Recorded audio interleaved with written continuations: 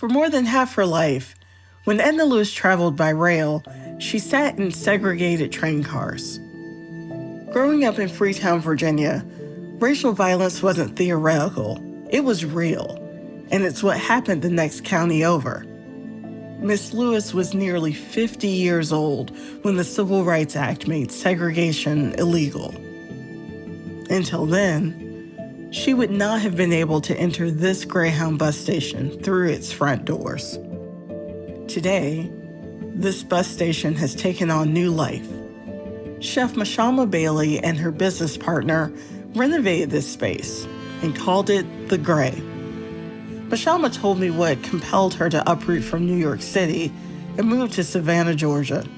100% of the reason why I'm here is because of the building. That this was a segregated bus station and it was fully intact. And so I decided to come down and take a look at it. And it was before the renovations, it was before any paint got on the walls. Wow. You can still see where it said colored waiting room. Wow. Like you can still see sort of like these ghosts of signs. Yeah.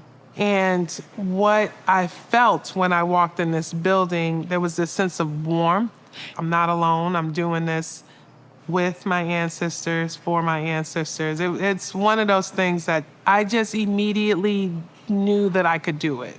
So, your menu here at the Grey, it's sectioned off into different areas. Talk to me about that decision-making process to kind of mirror what Edna Lewis was doing, Right. And, why you decided to do that.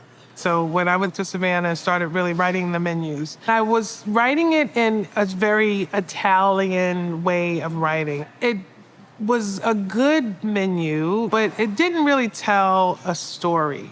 And so someone was like, well, what would Edna Lewis do? And in her book, In Pursuit of Flavor, it's really cool because she has, from the gardens, from the farmland, from the lakes and streams and oceans. And we just thought that that was such a cool way to remain inspired and focused on Southern cooking, right?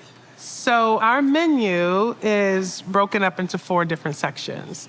And so it's dirt, water, pasture, and pantry in respect to Edna Lewis's book.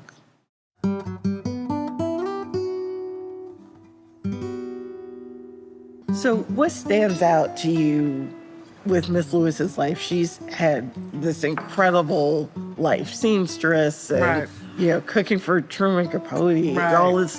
What stands out for you?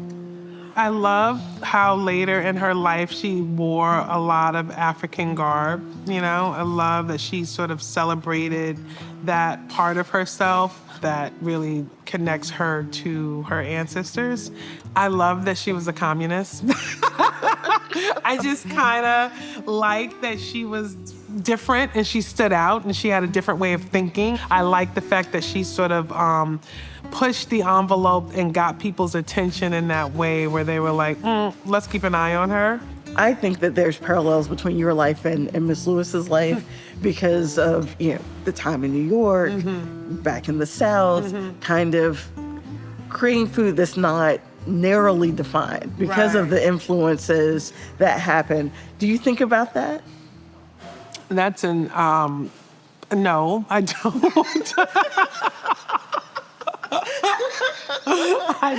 I don't. That would be an honor to compare myself to Miss Edna Lewis, but I'm just inspired by her, I'm inspired by her yes and, and I feel like I have a little bit of that in me. I'm like, yes, and what's next? I think taking an opportunity to move to a southern city with someone that you don't know who is white is very challenging in itself.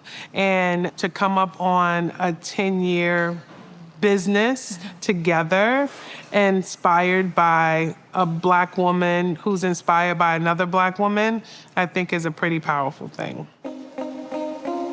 I couldn't leave the Grey without experiencing some of Mashama's cooking firsthand.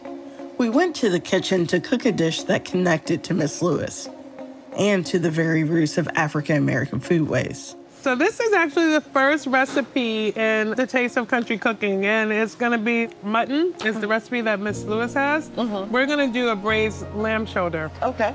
And we basically pick it up in this sauce where is based on her braising liquid recipe. But it's actually a sauce out of Kenya called kane sauce. Okay. And I think with her, she really just lets the ingredients speak for themselves. And this is why I like a recipe like this, because it's not complicated. It's really like, these are the ingredients, that's it, and lamb and salt and pepper. That's all.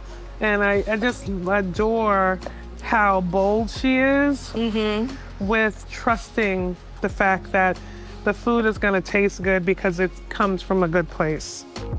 To finish the sauce, Mashama charred the tomatoes and onions, rehydrated some ancho chilies, and blended it all together.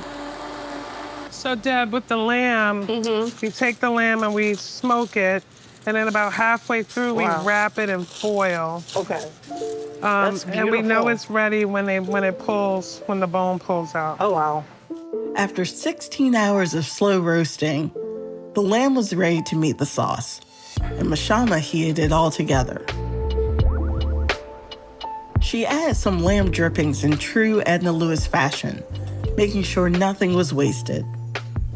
Okay, Deb, so we have cornmeal. Okay. I'm gonna put this down, a little corn in there too. Then we're gonna put down the lamb. This is such a gorgeous dish. This is one of my favorite sort of representations of what her food is to me. Why is it one of your favorites? I think it's pretty. I like lamb. I like that this sauce is in her book as a way to braise the lamb, but it's also like a sauce that you would find on the continent. So it's like there's a total parallel to how she cooks and how her ancestors cooked. And I feel the connection with this dish.